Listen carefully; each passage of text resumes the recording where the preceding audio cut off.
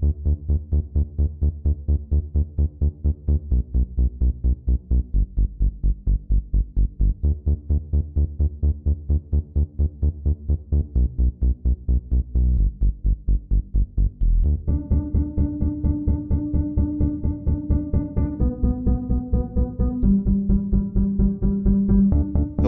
and welcome to the third episode of the Help Find the Others podcast. As always, if this is the first episode you're dropping in on, well then welcome. But if you've been here all along, of course, welcome back. Like I did in the first couple episodes, I'm going to start with a quote. This one is from Ram Dass, from his book, Be Here Now. In the course of your journey, it is most likely that your day-to-day companions or friends may change. Some may fall away as your interest in the spirit pulls you from the worldly interest which brought or kept you together. But new friends who share your current interests will appear. So that quote isn't the deepest quote, and it's a pretty obvious thing, because most people, as you go through your life, you get different groups of friends, and your day-to-day friends are often dictated by what your job is or what your interests are. But I know that in my life, as I've gone down different paths and researched different things and become interested in different things, be it food or music or nature, there's always been a group of friends, a new group of friends that have come along with that. And unfortunately, my older group of friends fade away, but I still get excited about new groups of friends every time. And I've heard a saying before that your vibe becomes your tribe. And I'm starting to feel that with this podcast and YouTube channel and all the people that reach out and want to be a part of it or just talk to me or, whatever. I'm starting to feel that tribe growing. And like I said, we wanted to start having guests. Well, tonight, we're going to start with our first guest. And this fellow, he has YouTube videos that I ran across, and I really liked his message. And I think that we see things very similarly. And I was really drawn to some of the topics that he talked about. So I'd like to introduce Kenny DeKnight, and his YouTube channel is DeKnight Dimension. How you doing there, Kenny? Hey, what's up, brother? I'm doing great, man. This is awesome. Yeah, no, I'm glad to have you. And as always, my co-host Stan is on the line. How you doing, bud? Good, man. Yeah. So, I know the first couple podcasts, Stan and I had really good conversations, but I really, wanted to have other people on and just kind of expand our point of view. So, I'm really excited to have you as our first guest, Kenny. And one of the things I said that, your topics and stuff intrigued me. But I do have to say before we get started that the one thing that felt like kind of serendipitous about your videos is the books you had in the back. Your Be Here Now and Enter Past the Outer Space and the Harvard Psychedelic Club are both literally on my bedstand right now. Yeah, man, those are classics, dude. I mean, of course I read them all the time, but it's nice to have them in the background for the imagery. I mean, the whole topic is about this psychedelic culture, and those books are just monuments, I think, in this culture. Yeah. Well, and it really, there's so many with psychedelic drugs and with all altered states of consciousness. Obviously, the experience is probably the biggest teacher of all of it. But there's really something to be said about being well researched and well read in the literature to help, kind of solidify and form a clear picture of your experience.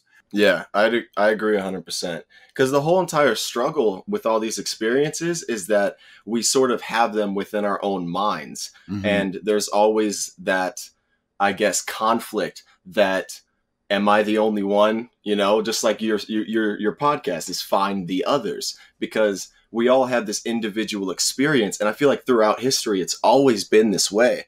And I don't know. It feels good to talk about it, you know, with other people, especially when you feel like you're understood or that you've been to a similar place. Yeah, no, I honestly, we were talking about that in the last podcast. That I really, and I imagine it's the same inspiration for you with doing your YouTube channel. Is that like the technology we have, in front of us to be able to pool these experiences and really do the research that the rest of society really seems to ignore, to really fully understand these substances. Like we can start building that, like I said, that pooled experience. Yeah, 100%. It definitely was the inspiration for my YouTube channel. And that's primarily, I feel like, why my focus has been Salvia divinorum above all the others, is because it's so misunderstood. And it's had such a history of misuse and just improper communication to people about what you're getting into, that I just wanted to, I was tired of hearing negative things, you know, all these crazy trip reports on the internet or wherever people, you know, you talk to people in public who might have done it once or twice and it was the most terrifying thing that they've ever done. Yet I was, you know, just like the same thing, how we experience it on our own and we want to get it out to the world. I've experienced a beautiful transformation through the use of salvia, and I want to spread that to people, you know? Yeah, and I'm glad you bring up salvia, because that's honestly what I wanted to have you on to talk about, because I've had an experience with it, but it was, I don't know, 15 years ago, and I don't know, Stan, have you had any experience with salvia? No, I've only heard stories, and like you said, Kenny, it's the majority of it is just nightmare stories, and it's honestly it scared me from even trying to secure it and take it myself. So I'm happy to have you on as well. Yeah. So, well, I'll just tell you my experience real quick, just so you know, like how little I know about it. I smoked it, as everyone was doing when it, 15 years ago. Like, I know that you said that you chew it, and I want to talk about that because I was first made aware of that from Hamilton Morris's Pharmacopoeia episode on salvia. And I was like, oh, okay, like that's why it didn't do much for me. But I smoked it several times. I bought, like, I don't remember, but it was a 20x or 10x extract. Or, it was like a little, like, kind of gram looking container of some sort of powdery, leafy, whatever. And I just got it at a head shop. I don't know quality and stuff like that. But I smoked it out of a bong, and that's the way to go. Yeah, I was expecting from reading and seeing videos to have this out of body experience. Now, all that I experienced, and I tried it several times, all I experienced was kind of a strong visual effect of everything stopping, like reality just time stopping. Not the feeling of time, but the visual effect of time, to where I was like in my room with just a candle, and like the flame stopped moving, and everything, like I felt like I could reach out and there was like texture, like it was a painting, to reality, to my field of view. Which is pretty insane. Not insane. It's pretty crazy. Like honestly, it ranks up there to be, at least to be, a memorable visual hallucination I've had. But it wasn't what I was expecting, and it didn't really do anything other than just like kind of do the freeze frame kind of thing, and yeah. I tried it like 2 or 3 times, and that was my experience every time. And then I was like, this is kind of lame. Like, if this is all it's going to do. and then I just came to the conclusion in my own head that all the videos of people freaking out are kind of nonsense, right? But then I was having a discussion with my uncle, and he said that he did it one time and was completely transported to another reality with different people. And he was like in a diner eating dinner and like was there for like an epic amount of time that he was like, I'm stuck here. Was that what's going on? Like, you know, whatever. So once he told me that, and I really respect him, I was like, oh, okay. So there is something to this plant. And then when I saw the video about, the Hamilton Morris episode about chewing it, I was like, maybe this is something I need to look into. So give me your experience of chewed versus smoked salvia. Or, well, actually, also, like, let me know, let us know how when you started using, like, how long you've been using salvia and how much you use it and stuff like that. Yeah, well, okay. Well, the very first time that I had ever used salvia, it was the same thing. It was a 20X extract. And I was sort of, I guess, in that position where I was an appointed psychonaut, so to speak. Like I'd done like 5 hits of acid in my bedroom before by myself. And then like I've done like 7 grams of mushrooms and DMT. And I thought I was like high horse, like the cream of the crop psychonaut. But then, so when I heard about Salvia divinorum, I'm like, oh, okay, let's go and do this. And the very first time I ever smoked it, the only thing I knew was that it produced hallucinations and that silent darkness was an appropriate environment to be in. So I went into my parents' bathroom and I think it was a pipe. I had just a custom pipe that I made, and I took 2 big hits, and it was just instantly like a blanket of cold shiver, kind of like an anesthetic, like numbing almost over my whole entire body. And the way you describe time stopping, it's I feel like your attention gets so drawn to a single point that you're just so deep in attention that nothing else is like seems like it's there. Like I was obsessed with this light in between where the bathroom, kind of like where the bathroom door would open, and there's just that little bit of light that comes through the doorknob. And I was just obsessed with that light. But then I got pulled to the left, and where the floor meets the wall, there were 2 entities that just kind of had like their upper body, like their face and their hands. And they looked at me and said, "We thought this is what you wanted." And that was the most terrifying thing that I had ever experienced at that point. I basically like got up and got into the shower and was like, F that, what in the world is going on with that? There's no way. And that's when I knew that there had to be something more to it, because it scared me.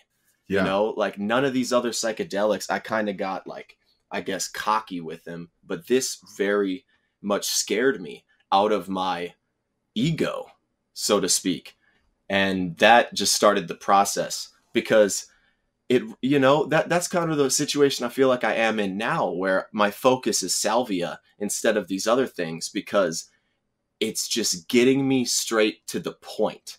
And I feel like just the psilocybin experience and LSD, those are the most, I feel like people are most drawn to those, yet they're very long experiences, and it's difficult to hold on to what you, I guess, figure out during it. And this was just something that I feel like I go into the experience, chewing now, and it just brings me directly to my focus. And then I come out of it and it feels as if I had never done anything before, Yeah. No, that's pretty crazy. Have you seen entities on DMT or mushrooms or anything? Definitely. Yeah. So, I mean, I want to get back to salvia, but since you bring that up, like what do you feel that is? What the entities are? Like, do you think that's just inside us, or do you think it is a separate intelligence? I've had a couple different descriptions, I guess, based on like different plants. So like the mushroom, it tends to point towards the spirits. You know, like I feel like when I, on 5 grams of mushrooms in silent darkness, when I feel it first come on and the darkness behind my eyelids turns into like shaders of being, you know, it fills up that space. I feel like those are the spirits. And in an essence, life is the struggle between the spirit realm and the physical, you know, what we're going through. And in maybe some way, the entities through the mushroom are our ancestors, you know, like they're the spirits, they're the people who've been here before. But then with like salvia, on some lower dosages of chewing salvia divinorum, I entered a room behind my eyelids that had all of my organs in that room, and they were beings, they were entities. Like my heart was an entity, my lungs were entities, and they were living, feeling beings. Like it wasn't just like, oh, I'm a body and this is an organ. It was a real existing thing, you know? So that's such a deep question, you know, because that's the whole struggle with trying to figure out what we're communicating with during these experiences. Yeah. Yeah. I mean, I've never seen any entities. But I've had, voices very clearly, and not my own voice, talk to me, you know, and say things. And, you know, one of the, you know, sometimes it like alters like music I'm listening to, or sometimes it's just like off in the distance, you know, like if I'm outside, like it'll be like an echo in the wind or whatever. And, you know, it's unfortunately, I haven't mastered the fear, and usually it scares me away from it and I don't embrace it. But I could see that, you know, like how you kind of like, it scared you, but also like made you like focus in on salvia from having, you know, seeing these entities and having them say that, like, you know, I think that is the key is to embrace, you know, like, and I think in one of your videos on your other channel, you said like, you need to, you only grow if you embrace, being uncomfortable, you know, and that's a very true saying, not just with psychedelics, but with life in general. I feel like, you know? Yeah. 100%. Absolutely. So, when you chew salvia, like how much do you chew? How long does it last? How long does the experience last? Like talk about that a little. Yeah. So recently I've been sort of feeling that every single dosage kind of has its own lane, so to speak, I guess, with, all the other substances they do. I kind of want to get people out of the idea of a breakthrough. I've been drawn away from the idea of a breakthrough. I feel like it gets us kind of distracted on that instead of the experience itself. You know, we think like, oh, all this crazy stuff happened, but I didn't break through. Right. You know, so it was meaningless. But actually, like, it could have been. So recently with the microdosing, I'll do about a spoonful of leaves, which is probably 0.5 gram to maybe 1 gram of dried leaf. Like it's barely any, it's a very low dose. And what will happen on that experience is I feel as if I get a deeper control of the voice that's inside of my head. Like it sort of goes from my thoughts just going in the beginning of the experience, and the thoughts are just going as they normally would. And then eventually it's kind of like the weight goes to one side, and that one side is my own voice. And then I just start talking to myself inside of my head. But it's like so extreme that you know that this isn't just like happening in of itself, that this chemical is actually allowing me to go deeper within to a part of my brain that, you know, may not be activated during some sorts. Yeah. You know, of other what you're doing. Yeah, that's really interesting. I don't know if you know Graham Hancock. Have you read any of his books? Mm-hmm. Yeah. Have you ever read Supernatural by him? I think I heard him talk about it when he was coming out with it, but I really haven't. His books are super long. Yeah. And, you know, he goes super in it, you know? Yeah, they're dense. Yeah. Well, that one, he, basically the whole book, he parallels the history of psychedelic and shamanic like experiences and their similarity to alien abduction stories around the world, and the similarity of those to what could be taken from those like ancient cave paintings that they found like in the middle, like 20 miles into a cave and stuff like that in France or wherever, or well, actually like all over the world, these similar cave paintings that were deep in caves and were made by people that were totally geographically isolated and whatever, but seem to have similar experiences.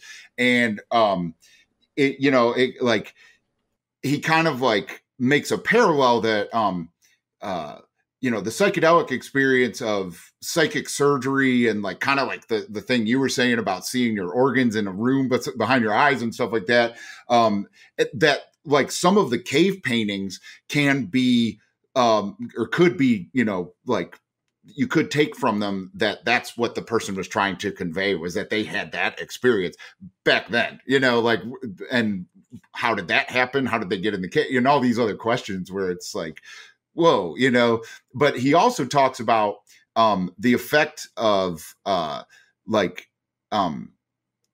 psychedelic drugs and stuff like that and altered states of consciousness on your DNA.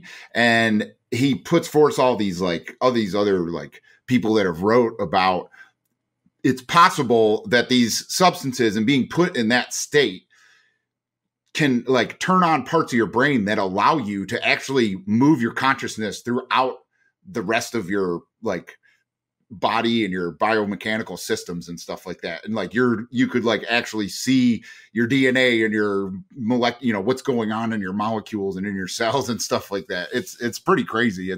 Like you said, it's really dense, but it kind of talks to that a little bit. Yeah. Well, I surely hope that's how it goes, because that's what I'm believing. Yeah. Yeah. So, how long does, like, if you're chewing the leaves, how long does that last? Yeah. So, the whole experience, including chewing, is probably like an hour to an hour and a half, and including the chewing, which is about 15 minutes to 30 minutes, depending on the dosage. Like if you only are chewing a gram of leaves, you're not going to have to chew them for as long as if you have 8 grams of dried leaf. You'll have to chew it a little bit longer. But even after that, right after you spit the leaves out, after 15 or 30 minutes, it comes on pretty quickly, about maybe 2 or 3 minutes after that. And you just kind of lay there for 45 minutes to an hour. And there's always this really underlying point where I'm just there and I'm thinking and thinking. And then all of a sudden I open my eyes and I'm like, all right, it's time to get up. That's pretty cool. Have you ever done like a isolation float tank?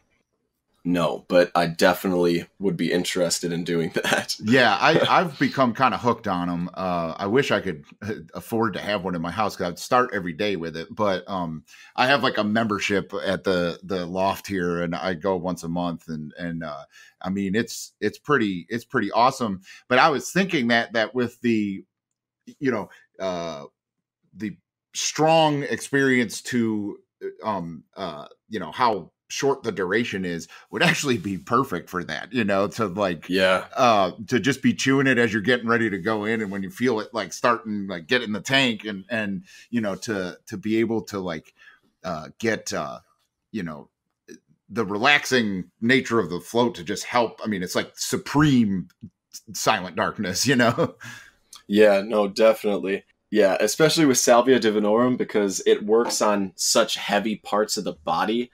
And that's what I've been kind of looking at it lately, is that Salvia, just sort of in like very simple terms, it's been allowing me to take my senses off my body and see my thoughts more clearly in essence. And that's kind of what the flotation tank is all about, is about making you feel like there's no body. Yeah. You're just, And that would be that'd definitely be a perfect combination. Yeah, it's really it's helped me. I've done various chemicals in it, and the most intense I had was taking like a booster microdose on a day that I had already taken a microdose in the morning of LSD. Like I took like 15 micrograms in the morning. I was still feeling it. And then on my way there, I took like another 15 micrograms. So it wasn't like I was tripping or anything, but I was definitely feeling it. And it gave me this like laser focus, but also just tune everything out. And it's the deepest I've ever meditated. And I wouldn't even, cause like I said, I wasn't tripping. I was under the influence of a psychedelic drug, but it was straight up meditating. And to the point where I like snapped out of it. And I thought like it had been so long that they forgot about me in the tank. And it was like 20 minutes. Oh my gosh. I'm sure the acid had something to do with that. Well, yeah. I mean, it definitely did. But like I've done like, cannabis edibles in there and mushrooms and stuff like that. And it didn't, they were fun, but more distracting, to where the microdose was just so like, like I said, the focus I had, the focus on clearing my mind, which kind of sounds, weird, but, that's a hard thing for me to do a lot with any time I try to meditate or do yoga or anything like that. Like I can't clear my mind. I'm like constantly like, blah, blah, blah, blah, blah, and, yeah, the microdose of the LSD in the tank, like really was this sweet spot. I haven't tried it again. Hopefully I can do that, create some consistent results with that, but. Yeah, that sounds pretty sick. Because I could totally understand that. Because the couple times when I microdosed acid, the feeling I got on my body, it was just, oh man, it's just such a light feeling. Like LSD always did that, but being in the flotation tank, I could see that. Do you have music in there, or it's just silent darkness, right? They start out with music, Well, so the place that I go, there's one that you can hook up to like Bluetooth and you can play your phone through it. I haven't tried that. The other two tanks, all of them, they can pump in music and it's in the water. So it's like kind of, and it's like, like it's just new age music. Like there's no drums or anything, it's just like kind of the ambient sounds.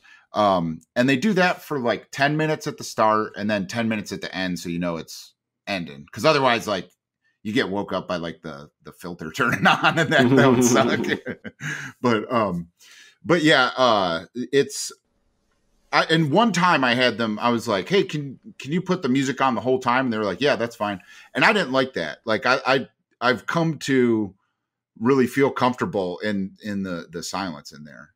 Yeah. Because I feel like after a while, the music, it definitely has effect on your thoughts and your freedom that you might gain by being in the isolation tank. You might then identify with the music, and that could bring you out of that freedom. And I've felt that by having music on while chewing salvia before, and the whole entire time it was like I was identifying with that sound. But it was artificial. It was not from within. It was an outside source, and it took away from what I was actually getting. Yeah. Yeah. I could see that. And that's, I've done like my, first like attempt of 5 dried grams in silent darkness. Like I've done more than that before, and been like, just kind of tripping, like, walking around town with my friends or at a party or at a concert. Yeah. I've like done that. So I like you said, I had some bravado that like I could eat a ton of mushrooms, 5 grams, but that silent darkness and trying to lay down and be still and like not, kind of ride the anxiety instead of pacing around to get rid of it or whatever. Like to be able to master that is so much different than just eating a lot of mushrooms,? And so like, I really, I hate all the people that come out and like, 5 dried grams is a low dose. That's a beginner dose. You're like, no, it's a lot, like, I mean, It really is. Man, I don't think I've ever heard anybody say that before. That's crazy. Oh man, yeah. There's a lot of people that I at first was arguing with them in the YouTube comments, and then I'm like, what am I doing? You know, so I've just kind of started ignoring them and hiding them from the channel, because it's just like, I don't like, that's not what I'm about here. It's not a one-up club, you know? Yeah. That's one of the things that I'm thinking about, especially recently making the YouTube videos and trying to contact people through different mediums and stuff, is that everybody is trying to put on a front. Everybody, you know, not everybody, but I mean, like, it's easier now than ever with the internet and with social media to be able to express something that's not you, you know, that's completely false. And I feel that with psychedelic culture, it's been so modernized with festivals and EDC, you know, and all this other stuff, that people and this one thing, psychedelia has been revolved around EDM music. I mean, I saw that on Facebook. I wanted to post my video, and I looked up Facebook groups on psychedelics, and almost every single one of them was about posting dubstep and all this other stuff. So it's like people are getting different images and mixed images about what the truth is around psychedelics, and then also probably fantasizing and lying, you know, and saying, oh man, I took 10 grams and freaking we were fine, you know, but like actually they might have never done that. Yeah.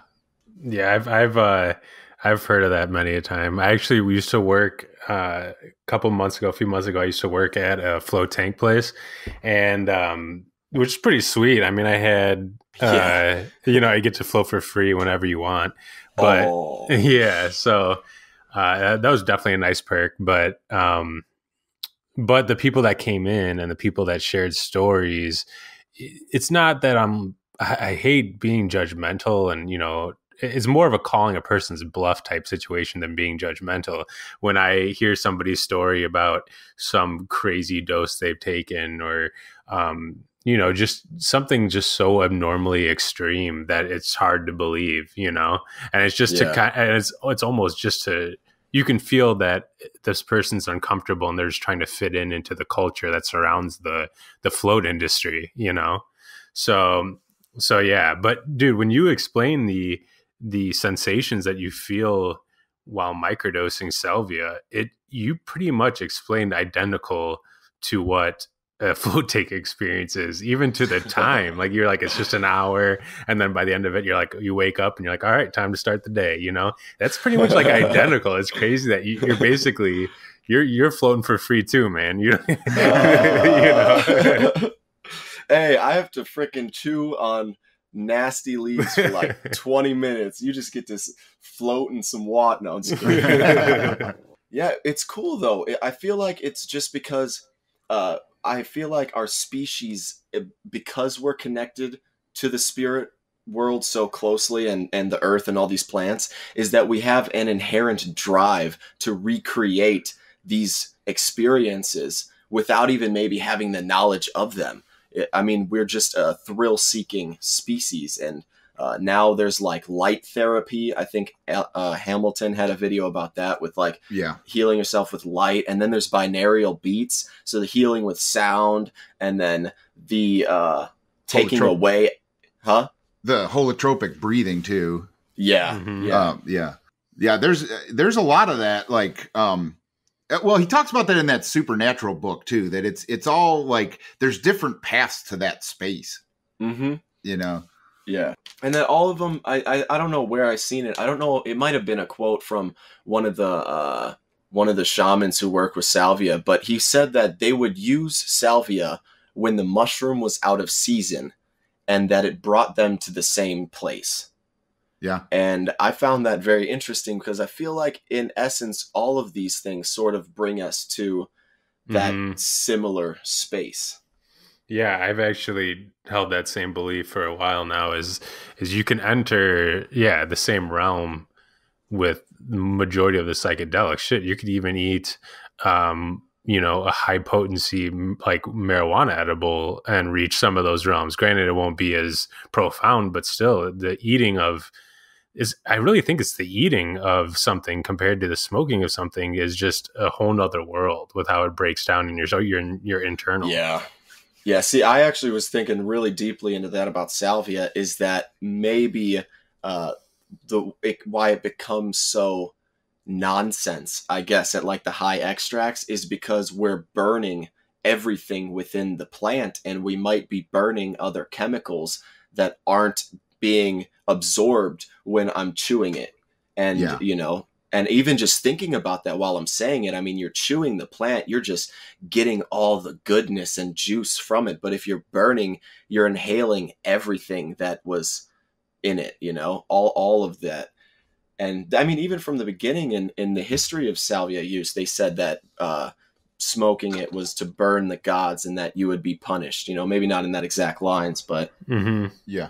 Well, I mean, there's something, I mean, even with cannabis, there's something to the whole plant, the synergies of all the things in it, all the chemicals in it, all the oils and all that. And I mean, that's the reason, eating a cannabis edible is so much different than smoking pot, it's a different experience. I do know, I think Hamilton said it in the, in that episode that, like the trichomes on the salvia leaves, they need to be absorbed through mucous membranes.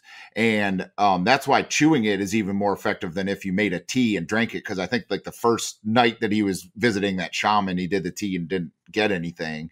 And then I remember they were saying, like, I think he like went and he had to pick the leaves himself. Like that was the whole thing. You had to like find the patch and pick the leaves yourself. And you had to pick 25 leaves and then they like rolled them up and he was just munching away on them and his lips were all green and stuff. Yeah. It was a cool. And he's freaking smiling and sweating and freaking like looking like he's, oh man, that's so sick. I loved that. Yeah. That made me so happy. Yeah. It really opened my eyes to like that. And so when I started researching salvia, because I was like, I think I want to revisit that one. I found, through like DMT Nexus and Shroomery, like those forums, reading about it, I found that a lot of people seem to like the tinctures. Have you ever tried that? I haven't. I've thought about it, but it's just something about the alcohol, because I think you have to make it by dissolving. You dissolve the plant in alcohol or something like that. I mean, I haven't really looked too much into it because I don't know. I just feel like it's not necessary. Yeah. It's nice and it's cool, but for me, the chewing of the leaves and the bitterness sort of brings out like a lion instinct. Like it's sort of like our prime nature, when like at the 15-minute point when I'm chewing these leaves and I'm just swirling around them all in my mouth, like all around my mouth, like a freaking animal, and it feels intense. Cause then, 15 minutes of having something in your mouth or 30 minutes and not swallowing or spitting. And then you release all of that and you start breathing through your mouth again. It's like, it's a wicked experience. And I don't know how the tincture would be if maybe it would just dissolve, because I'd assume you would need a very minimal amount of liquid to do that, I reading the people posting about it, it's apparently like the alcohol in the tincture is like straight up grain alcohol. So it burns pretty bad in your mouth. Like it doesn't sound very pleasant. But I think I like what you're saying though, the primal, like, because that does seem very, just chewing a leaf is very traditionally like how, our way back ancestors would have discovered that experience, Yeah. And just eating and chewing the leaf, Mm-hmm. Which is a miracle in of itself that the plant was even discovered that way. We must have just tried everything. Yeah. What you kind of touched on it earlier, but could you explain just in detail the whole process of, from ingesting or even just preparing the leaves, or like getting the leaves to ingesting, to the internal experience during, and then at the end what it feels like, and all the above? I'd really love to hear that. Yeah, I mean, basically the whole process starts with getting the leaves and the doses that you want, and I like to get a cup, like a small cup, and fill it with just enough water to kind of bring all of the leaves together, so you can kind of like clump them up into a quid, you know. And people even say that putting a little bit of water is good because it kind of like, I don't know, the moisture with the Salvinorin A within the leaves, when you go and actually bite down on it, that the juice just kind of spews out of the leaf, you know? So after that, and then brush your teeth and use mouthwash, because I've read that that allows more absorption of the Salvinorin A in our gums and in our tongue, because we might have food particles or something throughout the day that we ate that might disrupt that process. And so then you do all that stuff and you prepare, and then you just put the leaves in your mouth and chew them for about 15 to 30 minutes. And during the chewing process, you want to be in a dark, quiet room and in a meditative stance. And, you know, you're just chewing and just freaking trying to bear it, you know, and just not think about how nasty the leaves are. And then after that, you spit it out, and I just lay down. And right after laying down, it is very chaotic. Now, during the little experiences, it's very difficult, and that's what I want to try to like promote to people, is that this isn't going to be easy. You're gonna have to think extremely deeply in order for you to be able to see the effects that's actually happening deep down introspectively. And so the microdose is more on that end, and then about 45 minutes of deep thinking and just analyzing where my thoughts are coming from, and then I just, you know, wake up and get out of it. But a higher dose, like for example, I'll explain a trip report of probably 4 to 5 grams of the dried leaf, and during the chewing process, right after spitting out, it almost feels like every single person I've ever met in my entire life is gonna come bashing through my door at the same time and want to tell me something, you know. So it's just like an extreme anxiousness feeling, like something big's about to go down. Yeah. And then after that, it just like took me, you know. So I had to lay down, and basically what had happened is those people that I kind of made them seem like they were like all my family and friends that were gonna come in, they were just different entities that were existing in different dimensions simultaneously. And one of these entities brought me to his world, and it was like a vivid roller coaster of just a weird dimension. And the same thing happened about 2 or 3 more times, and about like 30 minutes, you know, of that. It's pretty insane. And I got thrown back into my body. And the message that I got in my head was, this moment, this physical body that you are in right now is just like one of those dimensions. And it's just as important, you know? So it was really cool, because it put so much emphasis on life and being alive in everything that you are, you know? And that's basically the epitome of the high dose experience of salvia to me. Is I mean, I say it in the video, is that the return to the body is the most important message that I've ever gotten from these things, you know. But that basically, yeah, dude, I mean, and then there's, you know, you can have some chewing experience where it's just an insane light. Like I've had 45 minutes straight where behind my eyelids, it just felt like I was looking at the sun. And I opened up my eyes and it's pitch black, you know, and it's pretty gorgeous. I mean, just being able to see that. Is it more just thought, or is there feeling? Like when you were going on this roller coaster experience, is there plenty of feeling along with it? Or yeah, definitely. Yeah, definitely feeling it. It's extreme, you know. I mean, I don't know if you've ever smoked the extract before. No. Yeah, it's like, oh man, it it feels like you lose your body, but in the process of losing your body, you feel every inch of it. Like, it's just like, Oh, okay. it's filled with that feeling, but it's still also a lot of hallucination, Yeah. When the experience ends, what is it? You just snap right out of it? Or I know it's probably different from, a 5 grammer to a microdose, but Yeah. for example, for a microdose, like, can you do that and then go throughout your day? Or is it, something where you need a couple hours to come back to earth and be grounded? No, I'd probably say, and it's probably even better than what I've experienced on psilocybin.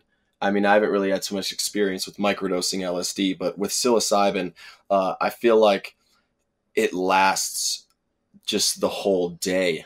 Yeah. And it can be overbearing at times, to the point where I can feel like, hey, I'm extra focused and whatnot. But then I also feel sort of guilty for trying to be subpar, I guess, at what I'm doing just because I'm on a microdose, But with the salvia, it's like you're going in and out so quickly that, just like with the flotation tank, I come out of it with just this confidence, just a confidence, because the process is the real deep analyzation of what's going on in your head. And I feel like most of our actions in life are dictated by what we're thinking. And if you spend a good 45 minutes to an hour spending that time on what you're thinking and what's going on in your head, and you slow everything down, when you get up and you go back to life, it's just like, wow, man, Yeah. it's nice to do the dishes, Yeah. I think that's the biggest key with, no matter what dosage you do, no matter what drug you're doing, when we're talking psychedelics, like I really think you're right. And I've talked about this in a lot of different videos and stuff, is that, the appreciation for life afterwards, that's the point. If you're going into it, I like what you said too about, not having people aim for a breakthrough, because that creates an expectation that if you don't get it, you're going to be disappointed with what might have been an awesome experience. But everyone should at least once take a high enough dose, whatever that is going to scare you enough that you're kind of glad when it's over, because that'll give you that appreciation for life and for positivity, for the light, and everyone should come out of a psychedelic experience wanting to spread as much positivity as they can and limit how much negativity they spread. And that's what I find so funny about the negative YouTube comments I receive, is that, like, you're so enlightened that you're now a YouTube troll. Like, that doesn't make any sense to me, Yeah, man. So I don't know I think you said you haven't gotten much like negative feedback at all on your videos. Well, I have, yeah. I've gotten a couple, but I've identified with it, and I haven't really taken it too personal, because, like I said, with this age of technology and access of information, everybody can have an opinion, and everybody can put that opinion out to people without any repercussions. And especially on like a site like Reddit or YouTube, you could just make an account and be John Clash 123, and nobody knows anything about you, but it's like, it's really just like, man, how bored can these people be? What is driving these people to do these things? But it's got to be just a just whatever. Maybe they get off on making people feel bad, because that's what it looks like. Because whenever I get a negative comment, I go and I don't even really identify with the comment. I look at what else these people are commenting. What else did this dude comment 23 minutes ago to this other person? And most of the time, everything is negative. Everything that they're posting is negative, and it's not providing information or feedback or trying to help the community. It's just being an asshole, probably because they have nothing better to do with their time. Yeah.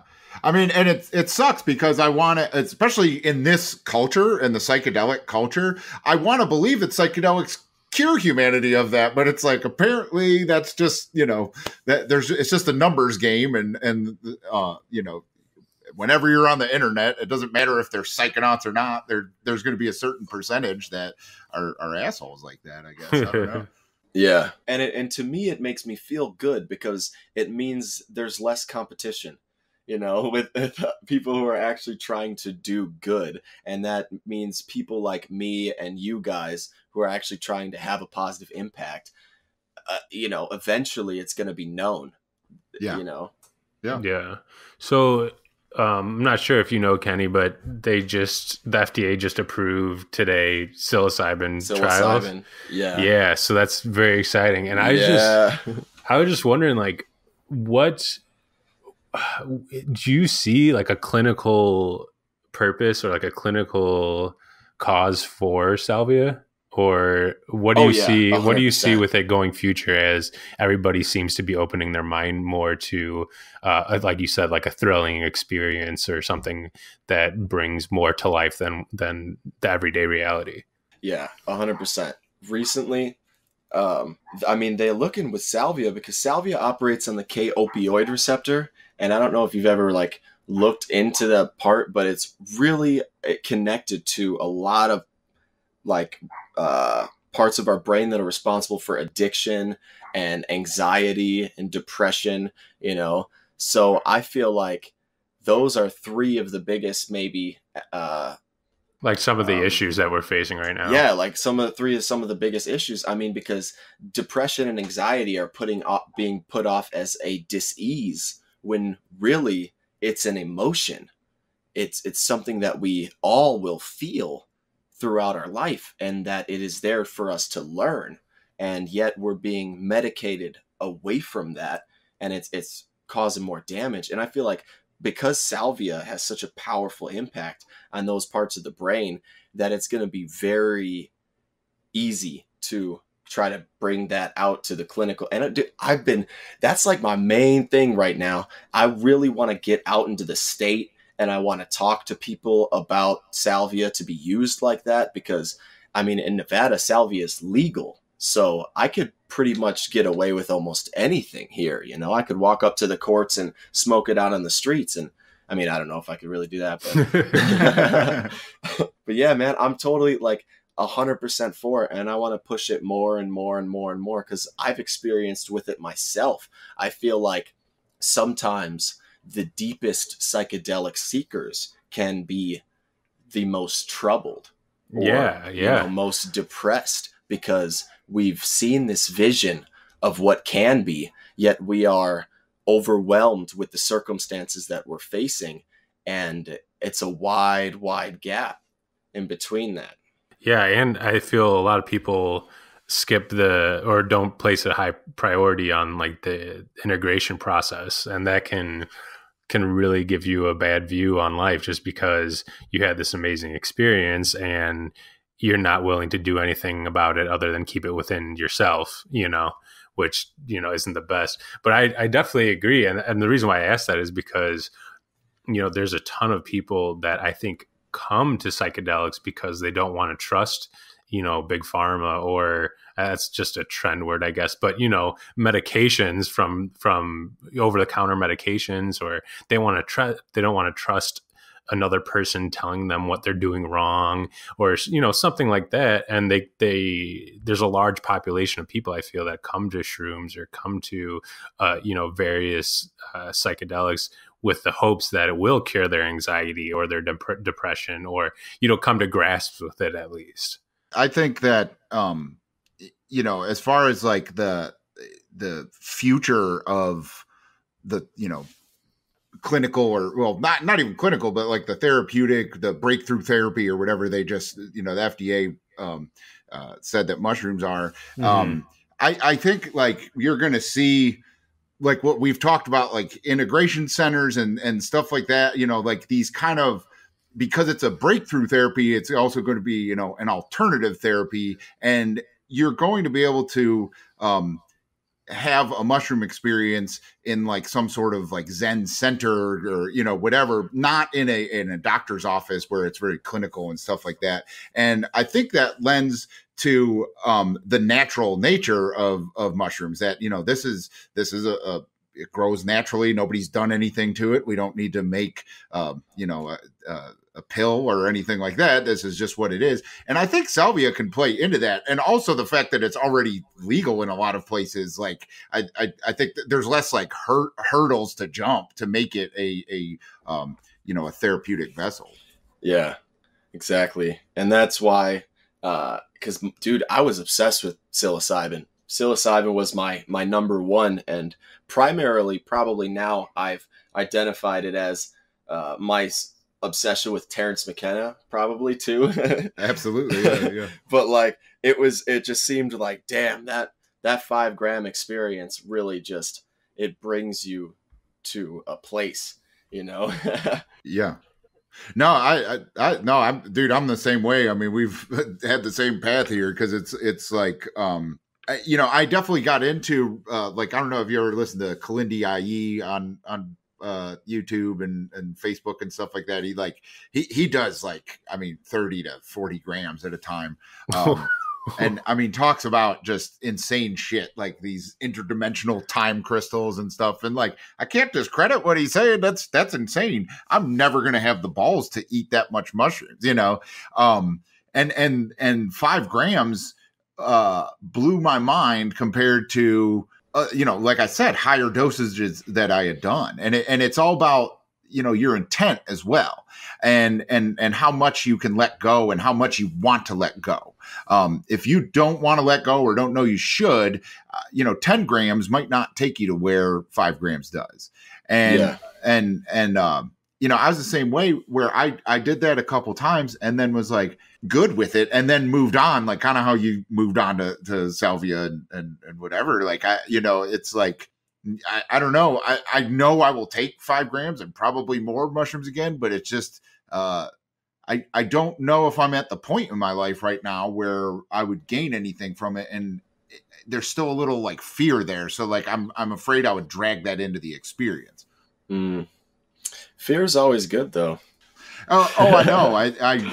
I run from it, unfortunately. Like I said. Yeah. See, that's the thing I've been feeling lately, because I didn't want to upload videos for a while because of the reaction, you know, the how other people are going to react to it. But really, I think even the psychedelic experience and the life message is that if you're afraid of something, you should run head towards it. Oh, you should face it, you know, because to me, and especially with a lot of people, and this is what I feel like talking about salvia could bring out for a lot of people, is I know people who just bringing up the word salvia will instantly bring them back to a scary experience. But if they were informed to the possibility, you know, it could free you from that fear. And that's what one of these things that it's like, jump into the infinite abyss and realize it's a feathered bed.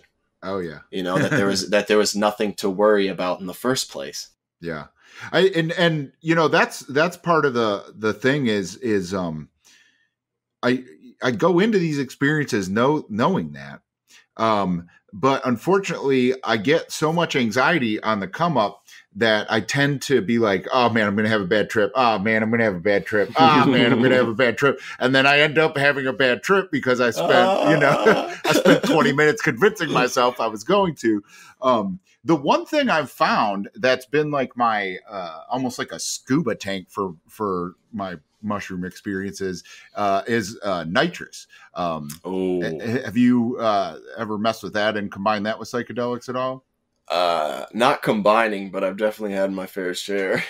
Yeah. I mean, so combining it is, especially with mushrooms, it is, I mean, a whole new thing. It ratchets everything up to 11. It turns the knob up to 11 for like a minute and a half. But, and I mean, it just kicks you off the cliff into that abyss. Like, you don't have time to go like, is there a feather bed down there or not? Because it's just like, boom, you know? And, but at the same time, because of its, I guess it's because it's a dissociative, you don't have any fear about it. It completely disables the fear part. And like to where I've had moments on it where I'm like, oh, I'm not breathing anymore. I'm dead, but not been afraid of that at all. Like I was like, I guess I don't breathe anymore. Like that was what was, my feelings were. And then also to have like full on ego death, like, come out of it and been like, for who knows how long there. I know it was only a minute and a half because now I hear the music again or whatever was going on. But I was like, that was a moment of eternity because I don't even know what was what. There wasn't I, Yeah. And you can get that with like 2.5 grams of mushrooms and then the synergy and the, how nitrous like potentiates it. I mean, you can have a moment of ego death on low dosages of mushrooms. It's pretty insane. I've gotten to the point where like I don't do mushrooms without dragging around a nitrous tank. Oh man. I mean, not the whole tank, but like the I have a whippet container and a bunch of the chargers clinking around. I mean, it's like it's kind of my safety valve, Wow. Yeah. See, that's marijuana for me. Yeah. So I like that at the end. It seems to add to the anxiety and stuff for me at the start. Well, yeah, that's why I push it at the beginning, just like Terence McKenna would say, that right at that 1 hour, 20-minute point when you feel like it's all about to break, smoke furiously, just smoke as much as you can. And really that just pushes it over the edge so much that you don't have a choice but to really just sit there and take it, which is what has to happen, really, I feel like, to get the most out of it. Yeah. I tried that and I was doing it with a dab pen and I like, oh man, it was a little too much. But yeah, I think he said, in the same thing he's talking about, he's like, he uses his bombers or whatever as like retro bombers. Rockets to blast himself out of wherever he found himself in. Man, oh man. See, dude, that's like one of the things that like, and I don't know about you guys, but I'm really, really intrigued by death. Not in like a sadistic way or whatever, but to me, like, I feel like it's just going to be the ultimate freedom. We're going to be able to really go deep into the details of reality. Like, I feel like I'll be able to figure out how bees made their hives, or I'll be able to like see how gravity was originally designed. And one of those things would be talking to Terence McKenna. Yeah. Yeah. It's funny because, I really like a saying from, I think it was Ben Harper, but it was in some like music, DVD that I have. And he says that, if we didn't have to die, would there be a God, like, and religion, is based on people's fear of death.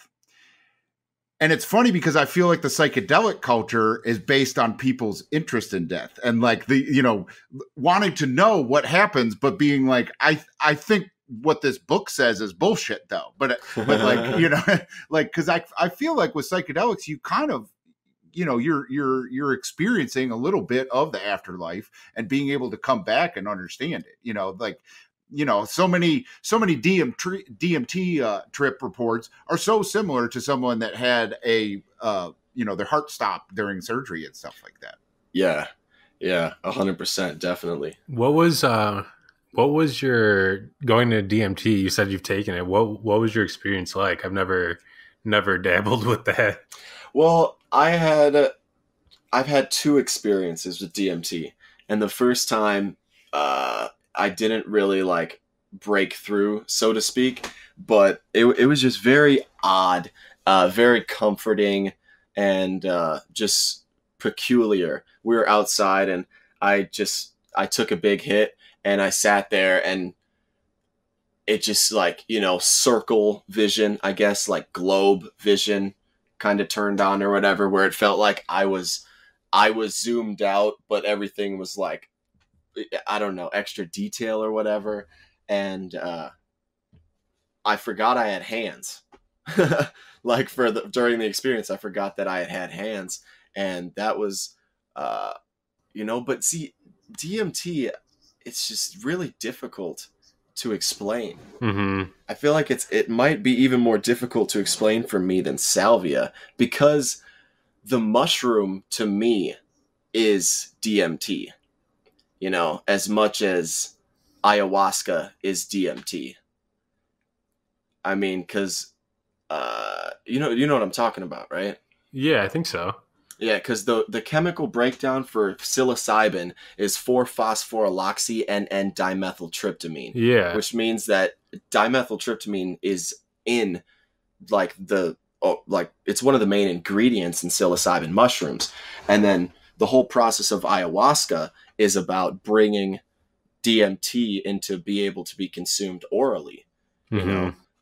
But I don't know, man. And DMT, just like it being the spirit molecule, and it had such an image on it, and it was just always difficult for me to compare what I had experienced to what everybody else had experienced. And like we've said, like my friends were kind of, I don't know, like energy goats, so to speak. Like they'll act crazier if someone else is kind of getting off type thing. Like, so yeah, but DMT would definitely be something I would love to try again. Yeah.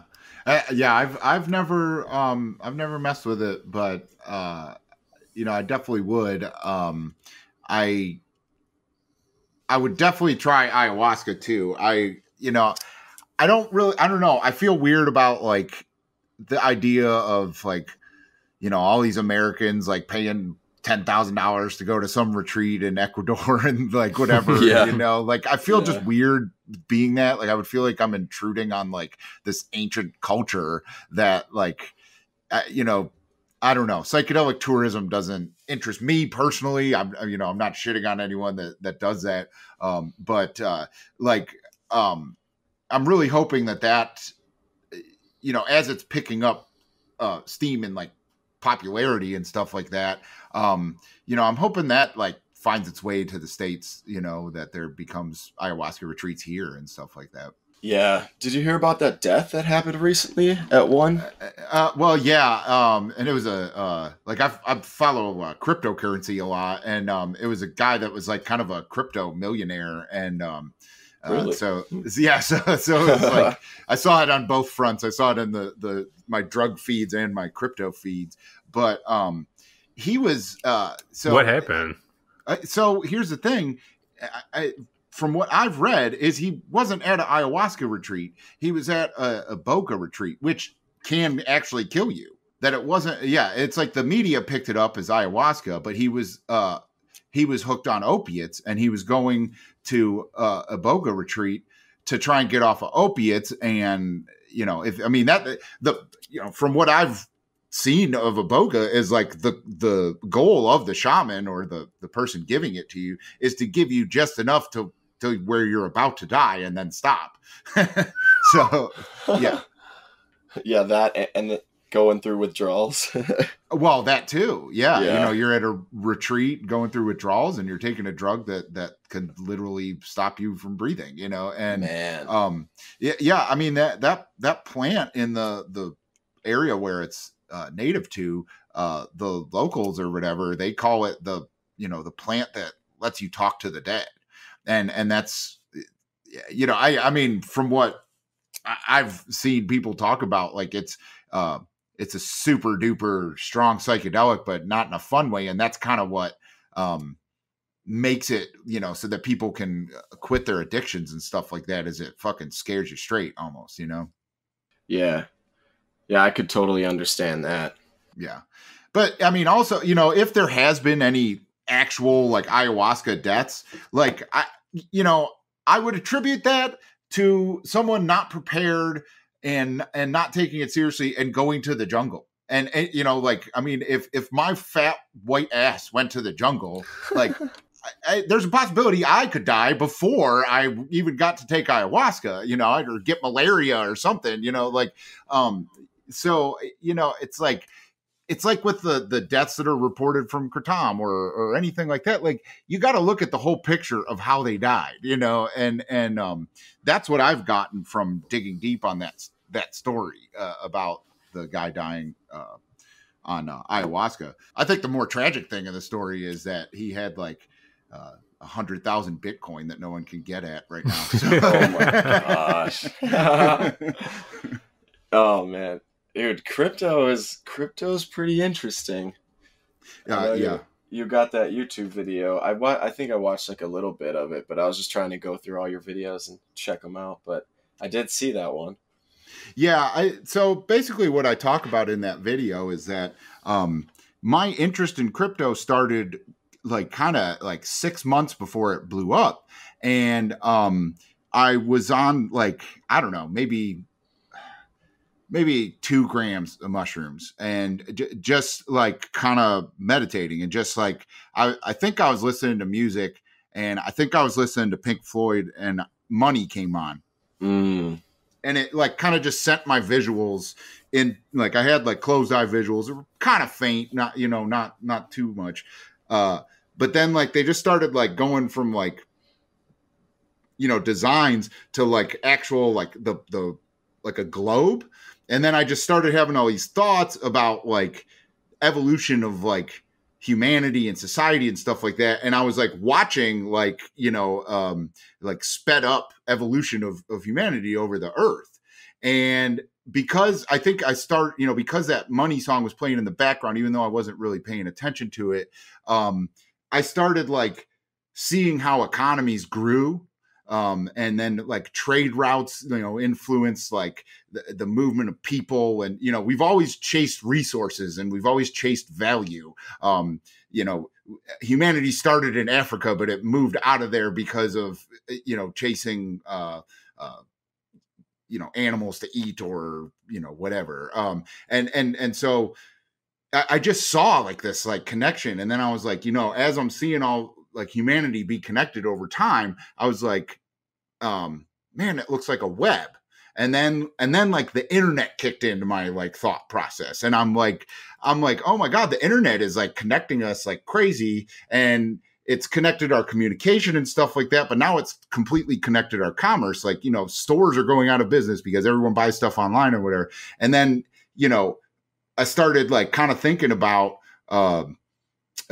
like how money and value is going to be completely transferred. It already is, you know, you pay all your bills online straight from your account. Everything's direct deposit and stuff like that. You barely take out cash.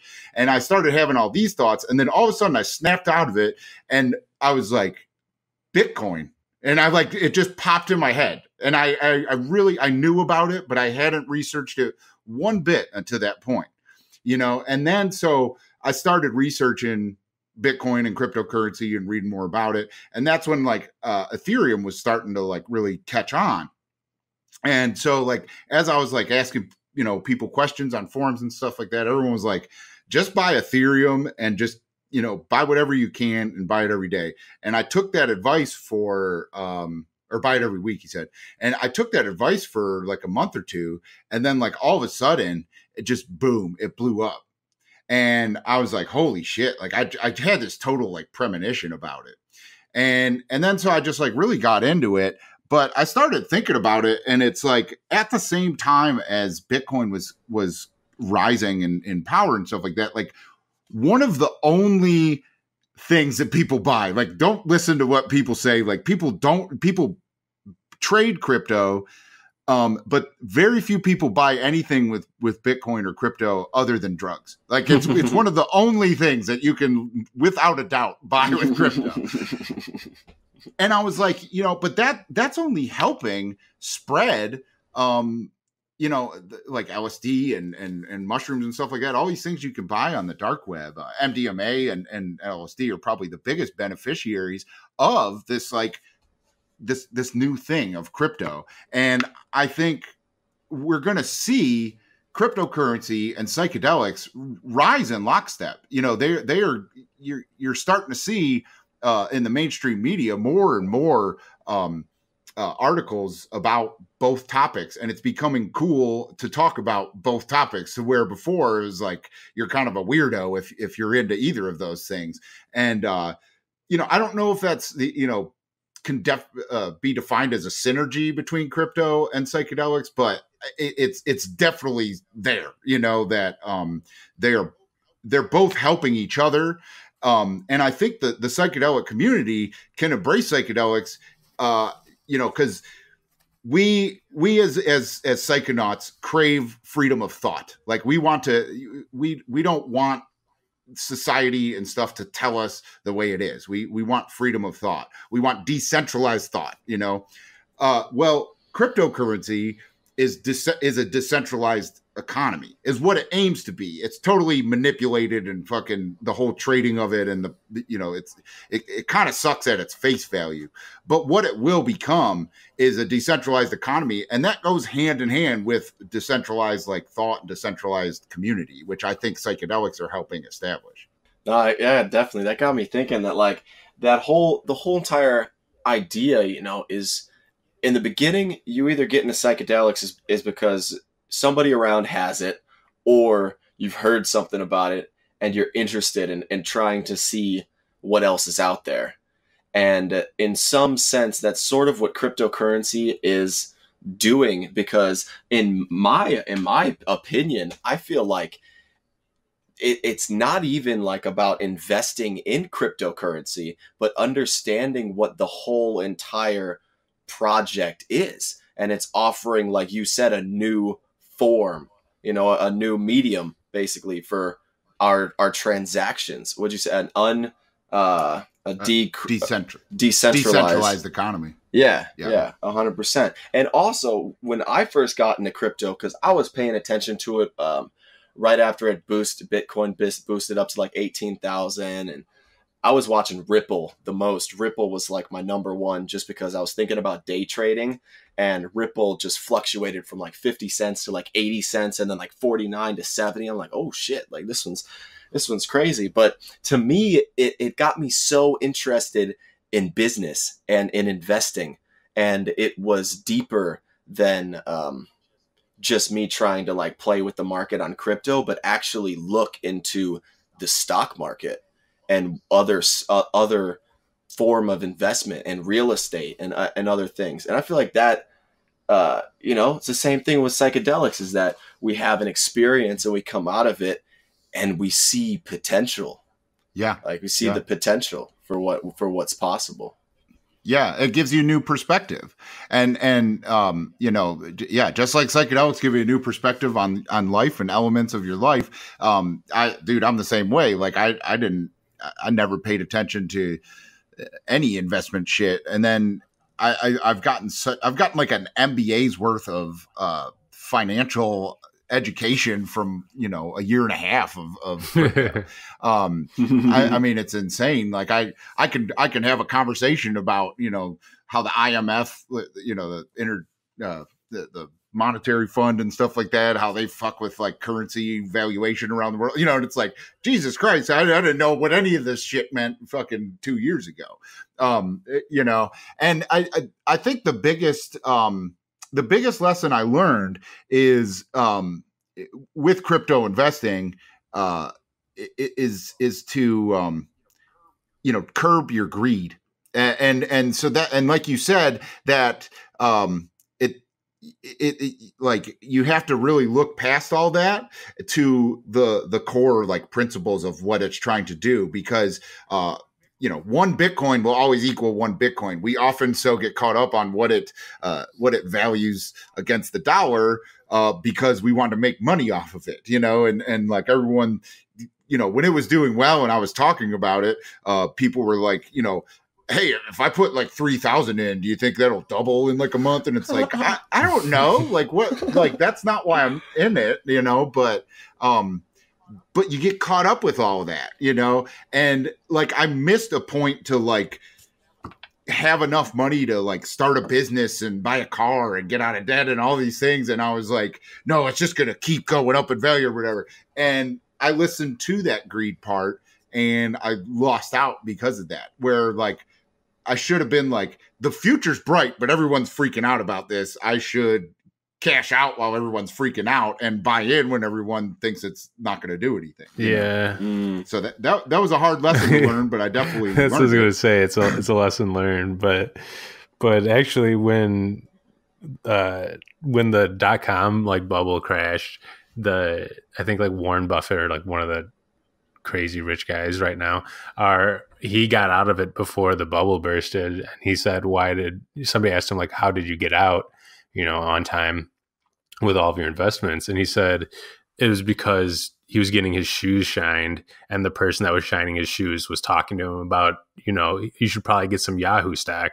And he was like, all right, it's way too big right now. I'm selling everything. And that same thing happened with crypto, man. So many people that it's just like, dude, it's like, you don't even care about this stuff. Like when did you become so interested in crypto? And it just became a trend almost. And as soon as it became a trend, it's like, all right, sell. And that goes right back into it with like, what's happening in the psychedelic culture is now you go on Instagram and you got all these dudes who are paying for ads, and they got videos of them sitting in front of their computers with the graphs up.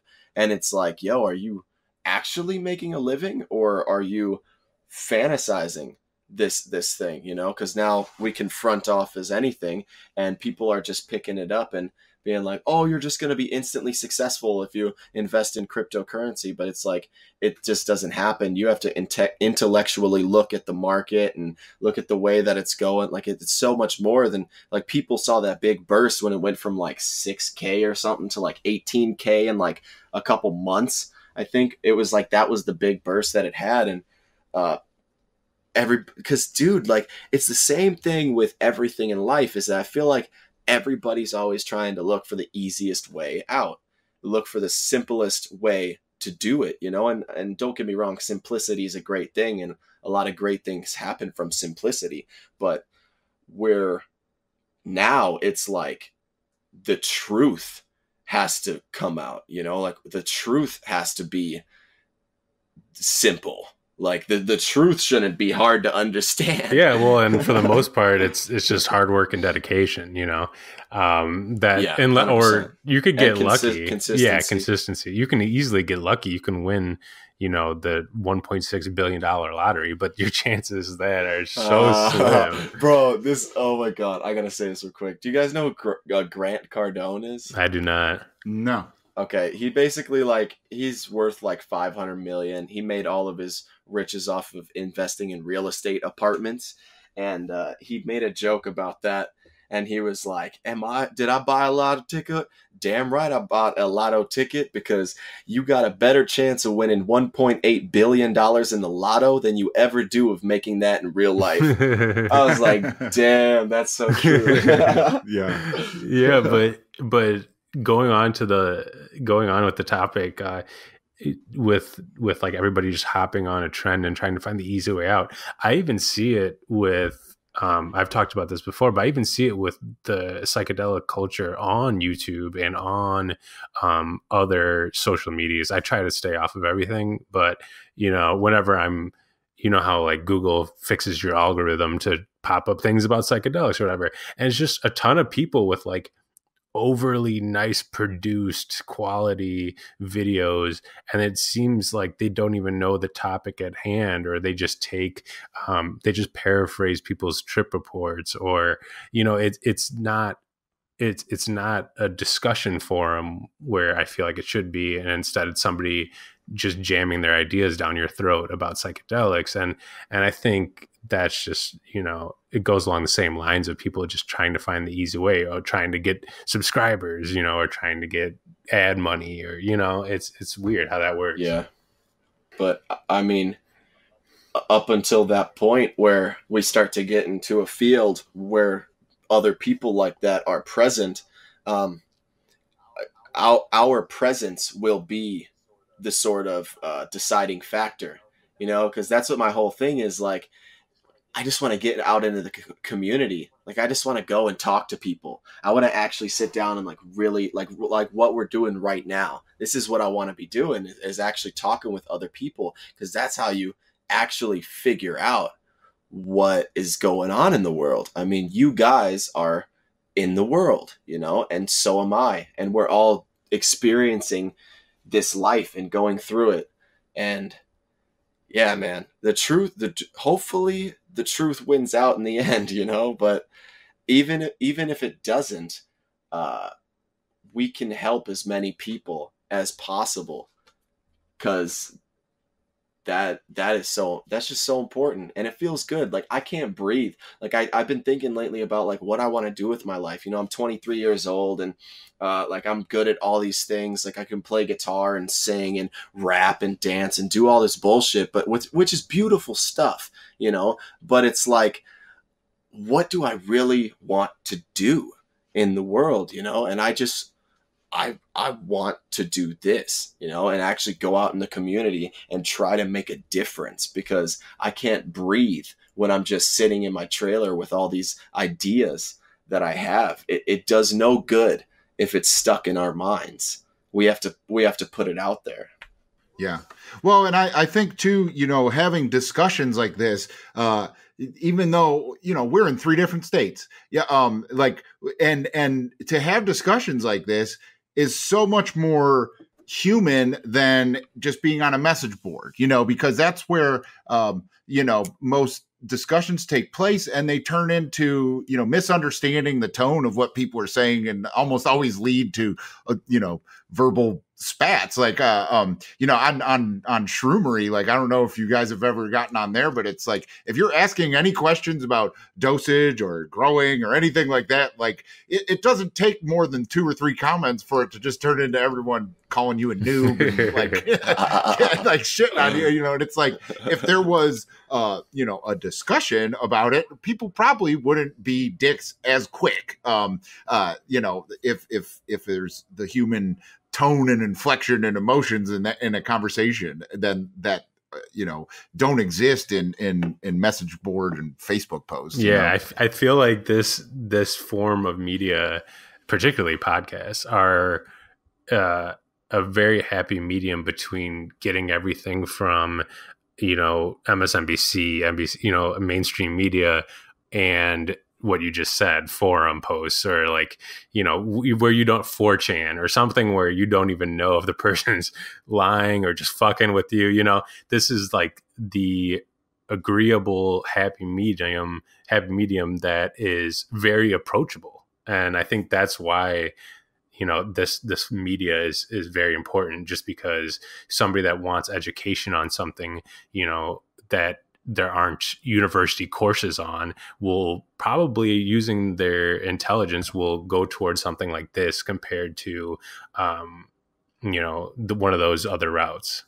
Yeah, I definitely, you know, and like you said about going out, you know, taking it, you know, out of your trailer and taking it to people, you know, I think it's great that we could do that through the internet, but I do think, you know, in the future, I mean, podcasts like this and YouTube channels that have like a lot of viewers and stuff like that, like, you could almost do like, turn that into like, do a tour and go, you know, do live podcasts in, you know, in like theaters and stuff like that, and have like live Q&A and stuff like that. Like, you know, I mean, how great would it be to have a psychedelic avenue for that? Because I know there's other podcasts that do that with like comedians and stuff like that, but you know, where they're just telling stories about movies they did or whatever. I mean, how awesome would it be to have like these like, well, I mean, I see conventions and stuff like that about psychedelics, but they're never anywhere near me, but I would love to go to some of those. But you know, how great would it be to like include those conventions in with like a live podcast streaming Q&A and stuff like that. I think that, you know, that would be pretty sweet to have available for people in the future. Mm-hmm. You know? Yeah, definitely. I would be. I feel like it kind of how it was back in like the 70s and 80s and 90s when this stuff was going on, because people like Ram Dass and Terrence McKenna and Timothy Leary and you know, there's more and more and more, and Alan Watts and all these guys who are doing what we want to be doing right now with this podcast, is that they were out there, you know, talking to people. In essence, they were kind of doing it, you know, so much more difficult, because you'd have to go to every city or every place and actually interact with all these people. But then again, it's also so organic. And that, just like you said, like being on a message board, I can say, yo, being alive is the most powerful thing ever, you know, but you don't really like get that message unless you're sitting with another person who's alive, and you both are just like, damn, dude. Yeah. Life is pretty rad. Yeah. Well, and I think, you know, even though they didn't have the tools of, you know, the internet and stuff like that to do that when they were going around and giving talks and stuff like that. I think though, at that time, people, because there was less, you know, culture and media and stuff just streamed right into your face in overkill mode. I think people were more likely to seek out, you know, Terrence is talking 2 states away from me, let's drive, you know, people were more likely to do that, to where now, like, people are like, I'll just watch the live stream, you know, or whatever. And so that's what we have to overcome. We have the amazing technology, but we have to overcome the apathy that is created in people, you know? Yeah.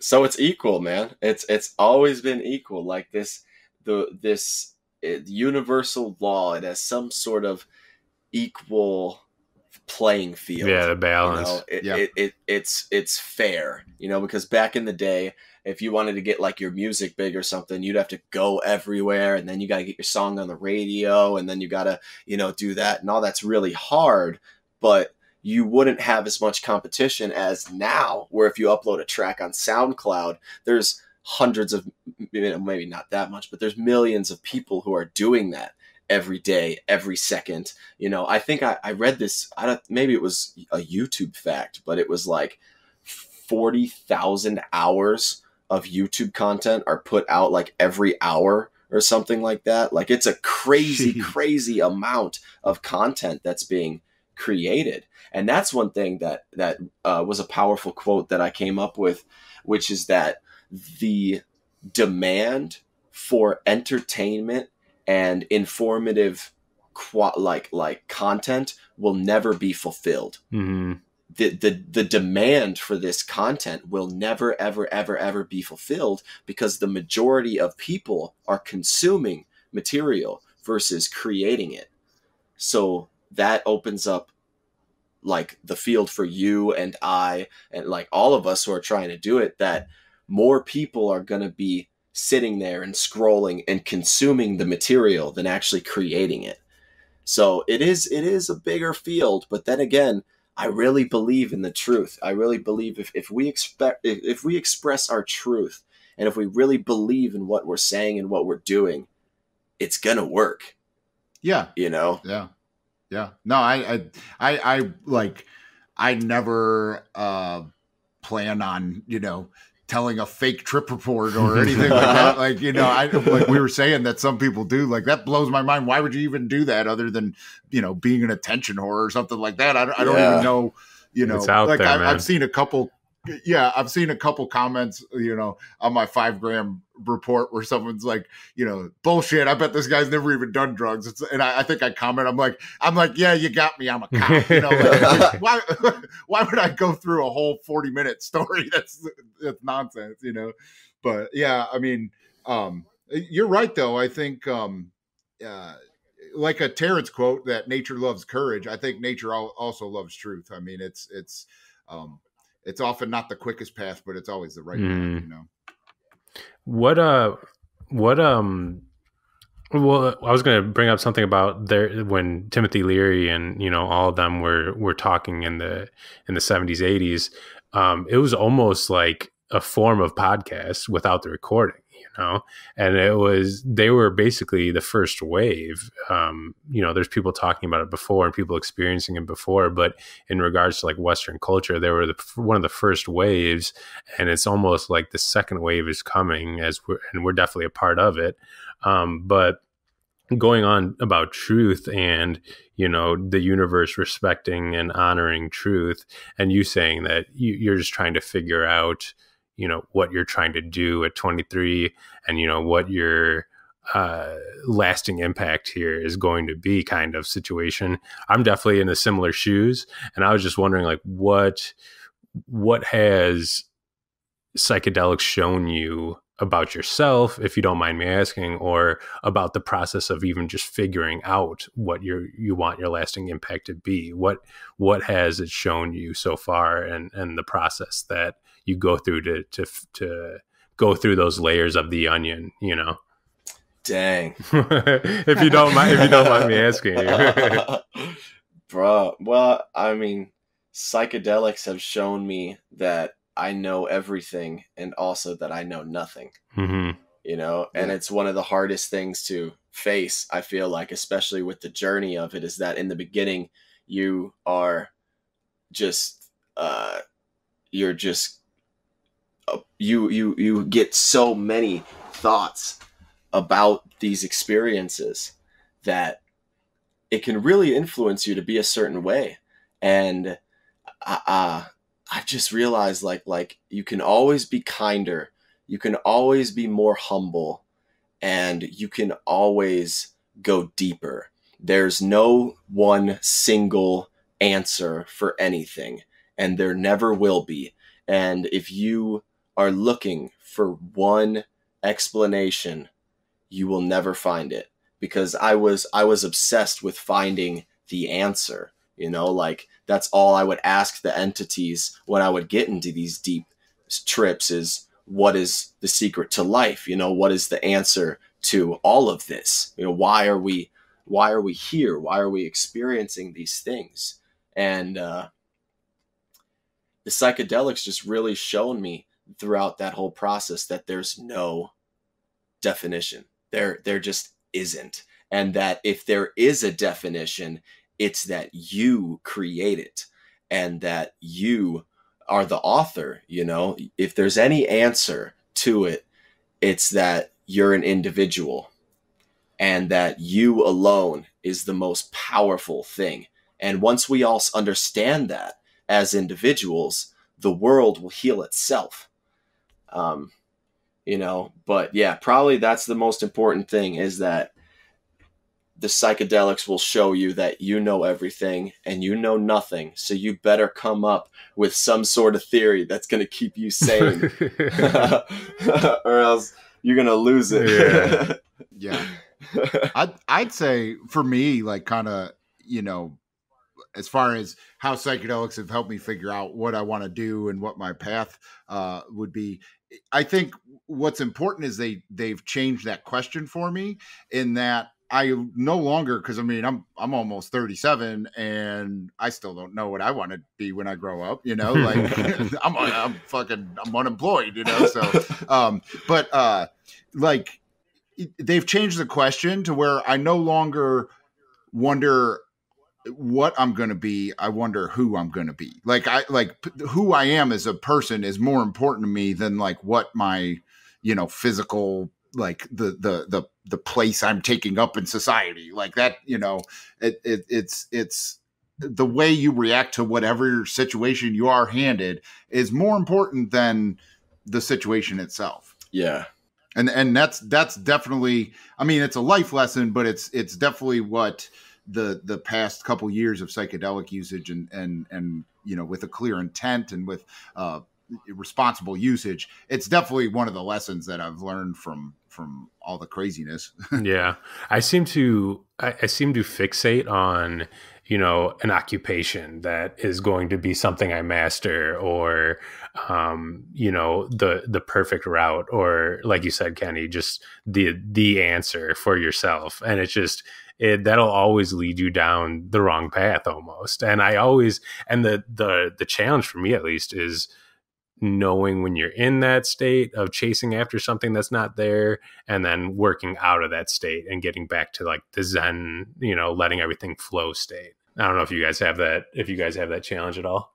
Yeah, definitely, man. I mean, because we're always changing and we're always growing. I feel like even at any age, you know, you can change because we're a combination of a lot of different things. And that's what I feel like I'd like to tell people too. The biggest thing I've learned from psychedelics is that you don't have to just do one thing. You don't have to choose a thing. You can be everything and you can do anything. And I've sort of just come to the point where I have all these things that I want to do. Like I want to perform stand-up comedy. I love comedy. That's eventually something that I want to do is stand-up comedy. And then I want to dance. I just love dancing, you know, because the body and the flow, it's a beautiful thing. And then I would love to be a singer and be a musician one day, and then also be a rapper / recording artist. And then I have a book that I wrote that I'm waiting to publish that I still haven't like put through Amazon self-publishing, you know, but I had all this stuff that I wanted to do and achieve.